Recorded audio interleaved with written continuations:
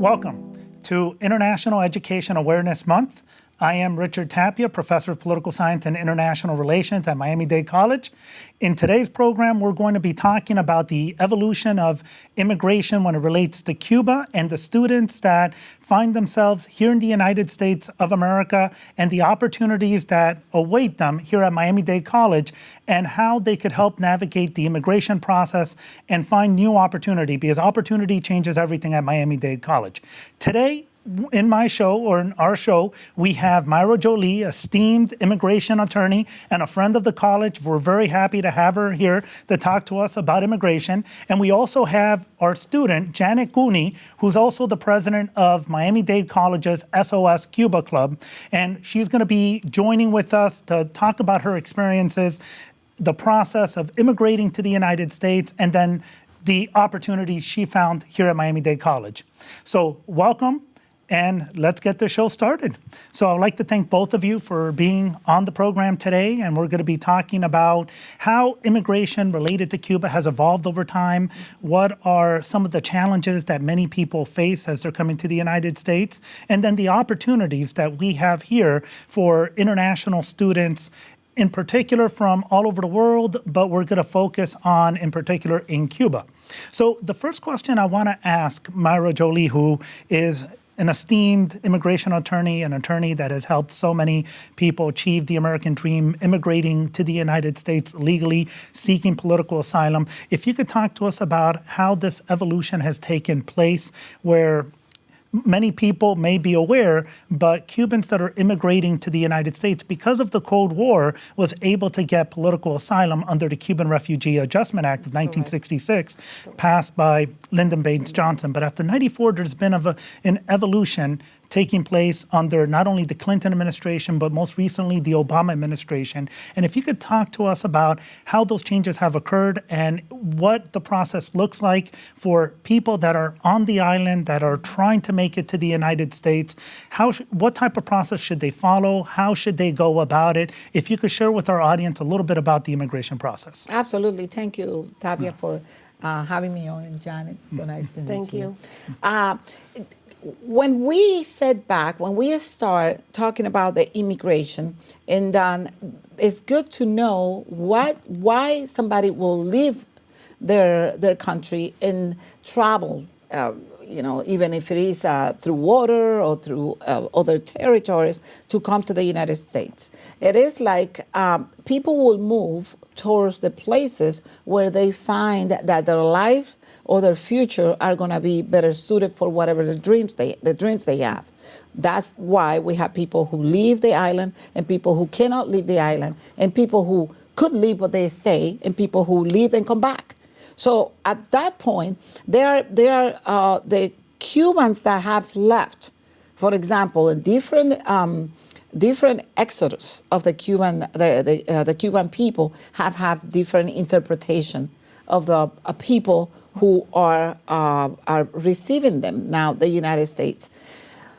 What is happening right now is that back in the day when the Cuban Adjustment Act was enacted, any Cuban who attempt to come to the United States and is caught either the famous wet foot, dry foot, it will be able to the year and a day, no less, will be able to adjust the status to that of a legal permanent resident if they were caught either by land or by sea. Happens that once those, and at that point they could, after the year, right after they touch ground, they will be able to have assistance. They will be issued a parole, and then with that parole was what commenced the time for the clock to start rolling in their favor for the year. But let's think a little bit before that enactment of the Cuban Adjustment Act. There were people coming to the United States, but they couldn't adjust because they were in some sort of limbo. Since there was not Cuban Adjustment Act, they didn't know where to put them. So after the Cuban Adjustment Act was enacted, the person were coming to the United States, no matter how they made it, they have to make it. And from that point, everything was an easy process to go to the residency a year after and then 5 years after or 3 years, depending if they were married to a citizen, they will become a citizen of the United States. Things have changed when we have administrations they are at their whim or at their political talking point. They will move things around. For example, in the prior administration, the prior during Obama, he decided that he is going to, for their own benefit, they're gonna close the gap diplomatically with Cuba. When things like that happen, that means that the people who are coming from Cuba, they're not seeking political asylum anymore because somebody decided that Cuba is a good place to be, so nobody should have left. And if they leave, they cannot be granted asylum in the United States because that will contradict the process that they were trying to just close the gap diplomatically. So right now, what we are confronting as an immigration attorney is not before the people, the Cuban nationals who came to the United States, they will, be held by agencies, non-governmental organizations that will be, practically doing everything because it was easy to navigate that. They didn't really need to have an attorney. But right now, as things have changed, thanks to, to blame Obama, now the Cuban nationals will have to come here and they have to prove that they are being persecuted. Know that we know what is happening in Cuba because right now, since the diplomatic relations are being relaxed, nobody knows what's happening in Cuba. So apparently in the books, it states in the state report, the report for the Department of States, the country report, says that Cuba is a good place to live. So now that person they're gonna have to prove that they are being persecuted personally because of their affiliations or to the government or non-affiliation to the government, and that the government has a vendetta directly against them as political activists or something of that nature, but they cannot be in a matter of collectiveness. It has to be personal. And it's difficult to come and have proof that the government is after an individual because they're not going to have pictures. People can have some documents to show it, but then there is a nexus that needs to be proven in which it says that the government is after you for one of these reasons and one of these reasons alone. So if you're an activist in Cuba, part of the July 11th movement, if you're Junior Garcia, if you are any of the activists, Beta Soled, it's extremely important for them to document, to record, to take pictures, to upload on the internet, because if a family member of theirs who's also trying to make it to the United States and claim political asylum, it's extremely important that they document the repression, that they take pictures and videos of the security agents, like we saw what was happening yesterday, where Cuba went into totalitarian military lockdown. And there's no doubt for anybody who has any doubts in any administration what type of government Cuba is, it's a totalitarian communist regime that put all of the activists in lockdown, didn't allow them to come out to protest. So for those activists that eventually are going to decide that for whatever personal reasons, for family or any others, I know many people are saying that they should remain and continue the movement in Cuba. And I understand each individual has to make a decision to protest, to join the movement. Some, for reasons of family, or others may decide that they need to come to the United States. What you're saying is it's very important that they document, that they take pictures, that they record, that they upload, something that the Cuban government doesn't want them to do. Exactly. They're going to have a difficult time getting all this. And on top of that, they will have to make sure they are singled out. In that sense is that they are, for example, there are activists that have people in front of their homes, so they are not allowed to get out. That's involuntary. They are being held against their will. in house arrest, Like but Joanny? without an arrest. Like Joanny Sanchez and Unifer Garcia. Exactly. Junior Garcia, I'm So sorry. that we have a counterpart, because it could be that the government of Cuba is sending documentation saying that they are domestic terrorists, that they are trying to disturb the peace, that they are trying, if here we have an immigration court who will not be able to open their mind more than just opening their books and deciding that whatever is in the books, that's what they're going to follow, then we will not going to be successful, because we have to show the court that this is not a cookie cutter. It's not that what you see in front of you is what happened in the streets of Cuba. For example, I have seen these operations and where they take children and they bring it into the vans and the mothers are crying for the children while the kids are going into the van, that they are taking it as a way of intimidation. But if we try to explain that here, we're going to have to describe what happened to the court, because even if you have the proof that this is what happened, the judge is going to want you to link that action with something that was created by the government, and that the government was acquiescence in having those elements, because they don't have uniforms. Correct. Sometimes they are just regular people that you don't know if it is just a common crime happening on the streets. I see, Janet, I see you nodding your head, and I see a lot of what she's saying seems personal. Can you share your experience of what you went through in Cuba? It seems like many of the things she was talking about struck a chord. Many of the things that she's talking about is what I lived in Cuba. While I was a student, when I lived like a normal person, and I left Cuba with 27 years old. So I spent there the secondary, lo que llamamos la secundaria, and then high school. Middle school, high school. Both of them, the middle school. In those age, you are a minor in Cuba, and those minors that she's saying that they take in a band, they have a specific process that they call minoría, which is minority, and these minors are charged from 14 years old and forever. They have criminal background because of a fight or because of a Cuban sign, and this is really hard, because when they come to high school, they cannot get in a career because they have a record. They have a record. Wow. This is something that works there. I don't have a record because I had to fight many times with my speaking and defend myself. That's why I want to be a lawyer, and I'm learning with her.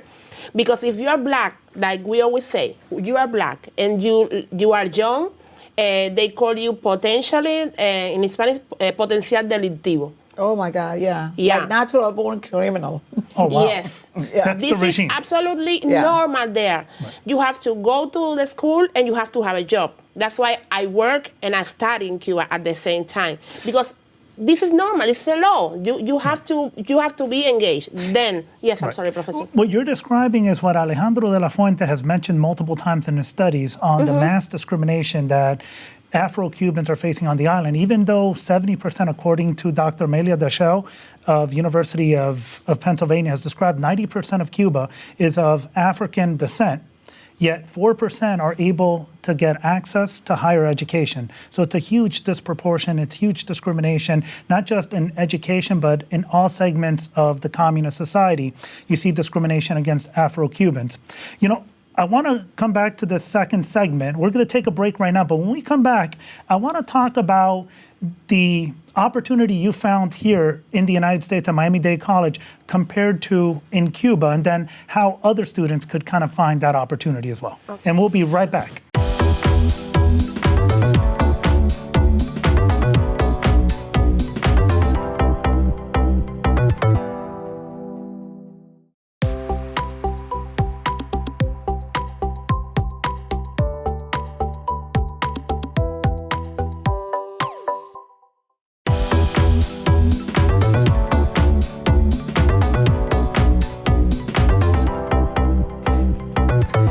Welcome back.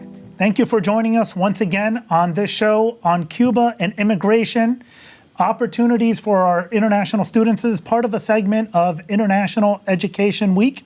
And we are here with Mayra Joli, immigration attorney, and with Janet Cuni, president and student of Miami-Dade College's SOS Cuba Club, who advocates for democratization and human rights in Cuba. She's part of a student group, and she was sharing with us her experience, her immigration experience coming from Cuba, the discrimination that she was facing in Cuba, the repression of the communist regime, not allowing her to choose what she wants to study, and just the process of her escaping the regime, coming to the United States.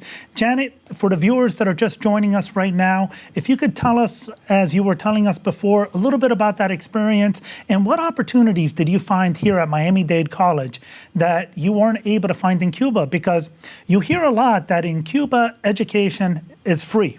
You hear that in Cuba, you're able to fulfill the occupation you want to go to. Did you find that to be true? It's not completely true. I'm sorry. The education is free. Yes, like here you go to high school, you go to elementary school. But if you want to find a university, go to the university, yes, it's free, but you have to have a partner, someone that you know that gets you in. Even if you go and you do your test, you don't get in if you don't have someone in the government, and worst, if you are black, you have to be communist. You see all those Unión de Jóvenes Comunistas, they talk, yes, they speak a lot of the free Cuba, and we are free here, and education is free, and everything is free, but they have to be there in order to get into the university. And the blacks that you see there is because they send the same message. And if you don't do that, you are not in the university. You don't have any choice. I had to escape for all the discrimination, for all the things that I passed there. And then when I arrived here and I had the opportunity to get into Miami-Dade College, I never imagined, I never expect that I could make it. Yeah, I came here completely disappointed of everything. No, I cannot do it, because I was habituated to be said no. Because who are you? Janet Cuni, you are nobody, so you cannot get in any place. And that was in Cuba, into the university. That was in Cuba, so the university. You applied to the University of Havana? What institution did? I finished high school, and I was trying to get into Ciencias Médicas, which is medicine in Cuba. Medicine. But with the high school, you have to go to the farm school. Right. And my family... To the collectivized farms. Yes. And my family said no, because there were a lot of problems for young people escaping, and a lot of social problems in the farm school.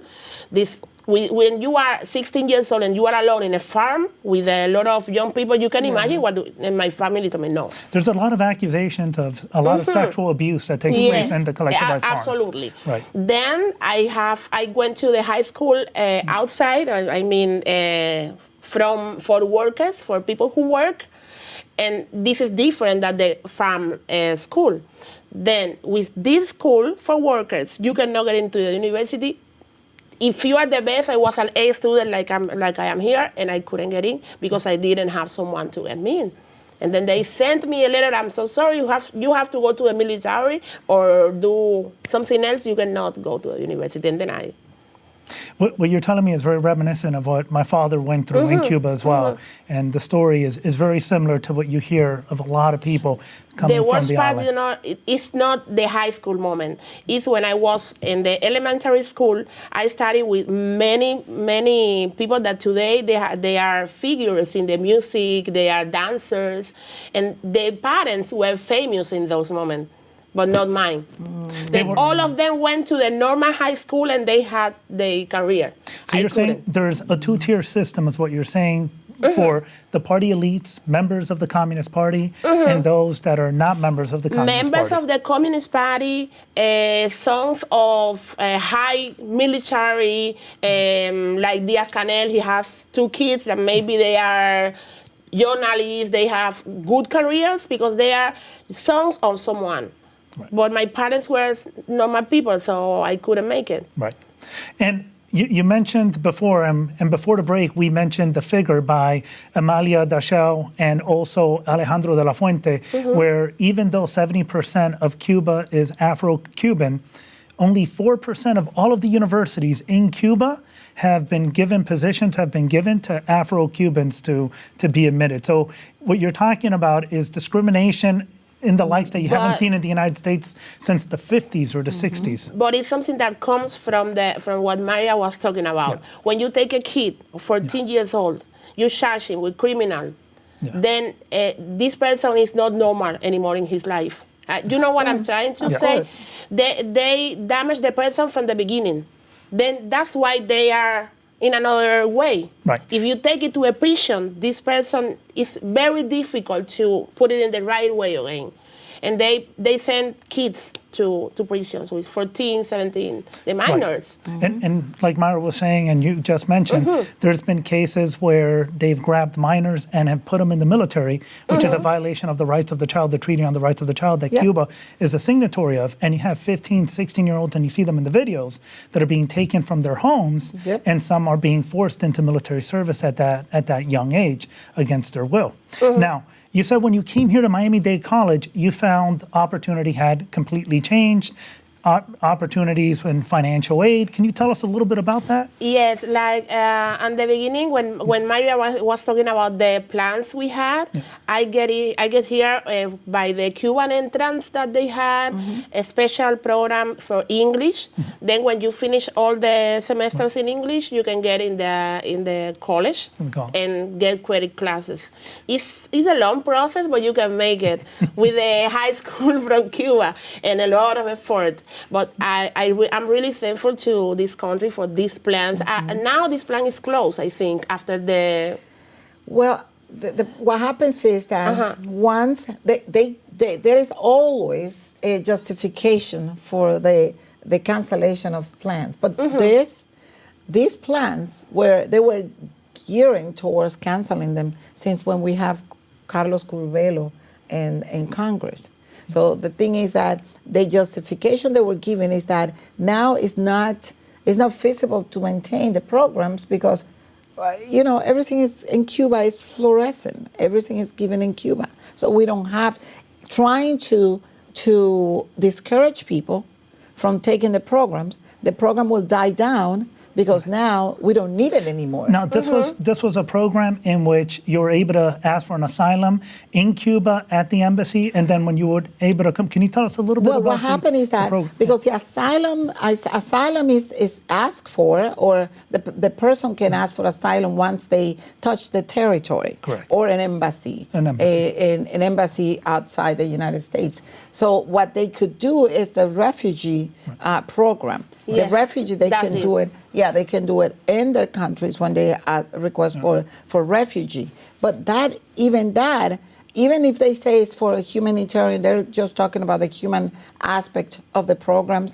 It's a political aspect. Right. They get in touch with the higher tier of the country and say, listen, that doesn't look good on us. Right. We're gonna continue violating their rights. Right. But I don't want you to talk about it, because that's gonna look bad on us, monetarily and politically. So the program that Janet went through, where she went to the embassy, was able to claim refugee status, entered into a 2-year language program here at Miami-Dade College, and now your major is political science, right? International relations. Science, you want to be an attorney? Going to law school. Yeah. She's going to go to law school? With a minor in international relations. Very good. You're thinking about transferring to FIU now in the spring, right? Yes, in 1 month. I'm almost done. Yeah. Perfect. But you see, that's one of the things that we are all created equal under the law. But the opportunities are not equal for everybody, because the opportunities come with the amount of effort that you put on. So Mary having 2 kids and still being able to find the time, because there is time to make it. If you want to get an education and get ahead, nobody can tell me it cannot be done. Right. She's doing it. I did it, and I don't think it's a sacrifice when you're doing it, because it's for the betterment of yourself. And you're going to be a better mother, better wife, a better member of the society. It's not a sacrifice. I'm sorry, Professor. Yeah, go ahead. It's not a sacrifice when you love what you are doing. Exactly. I think that if you like it, it's not a sacrifice. It's not a sacrifice. Yeah, absolutely. Mayra, I wanted to ask you a question. If someone were to come from Cuba as a refugee status, at what point are they able to receive financial assistance from the United States government in financial aid? Is there a time limit? If you could tell the viewers, at what point would they, or if someone's watching in Cuba and they're in the process right now of trying to make it to the United States, what can they expect in financial assistance? They can get assistance right away. They don't have to be waiting in line because they come in with a refugee status. So and that it's not only the island of Cuba and other nationals like, for example, Vietnam. Back when the Vietnam War, these people we have here that and refugee status, and then they were able to get the residency. And right now, what we are experiencing with the Cubans is that everybody's making money out of the Cuban suffering. Because when they have to go from the island, they don't have any country next to them. Right. So they have to do this journey, and the journey since the moment they leave the island, this money that somebody's generating, and at every port that they arrive. Every country that they arrive, somebody's making money off of them. Because they're no longer coming by sea or by air like we saw with the freedom flights in the beginning the 1960s, or the first and second Mariel, 1980, 1994. Now they're coming through the border. And there is no humanitarian corridor. Correct. Because everybody is jumping on the train. So right now, the ones that really need protection because they are fleeing a country that is this rotten by communism, but everybody jumps on the same train, and they all coming like as if they were Cubans. In fact, human trafficking on the border has increased dramatically. Oh yeah, and now that's one of the biggest businesses. It's better than Tesla now. And that has been one of the major challenges. A lot of Cubans that have been desperate on the island, they leave the island, they try to come through the border, and many of them are facing criminality, they're facing being exploited. If someone in Cuba is trying to make extortion, some of them are even being sex trafficked. There's a lot of stories that are taking place. It's horrific what's happening at the border. If someone's in Cuba, what's the safest way for them to try to seek political asylum? Is it to try to go to the intersection? Is it to try to go to the embassy? The safest way? Well, the embassy is closed. Is not leaving the island. Because once you leave the island, your life means nothing for anybody. Just everybody's looking at you as somebody who's going to generate some money. They know there are some people waiting for you in the United States. The cartels are waiting for you to get to get money out of your family, extortion. And they will, even if they don't have you, if they have your information, they call the family here saying, I have Juan de Leon here with me. If you don't send me this money through Western Union, you're never going to see it. And the family here can contact the person. And it's a free-for-all. So, it's a frenzy. Everybody's making money out of the Cuban suffering, even the people here, because we have not NGOs that are complicit in this debacle that is happening with the Cuban people. So you would recommend that they continue through the legal process and... If I say that, I'm being hypocritical because there is no legal process to follow.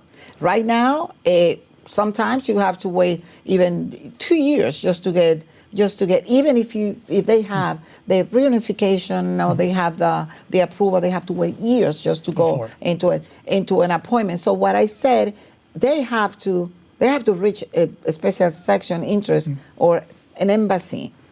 Perfect. I'd like to thank both of you. I know we're out of time, but I'd like to thank both of our guests, Janet Cuni, the president of SOS Cuba, Mayra Joli, a friend of the college, immigration attorney. Thank you again for being with us. And thank you for the viewers for joining us on this segment of International Education Month as we speak about immigration and Cuba. And we give pathways for people to understand not just the issues, but opportunities that await them here. Thank you again for joining us. May you have a great day, and thank you for joining us here at Miami-Dade College.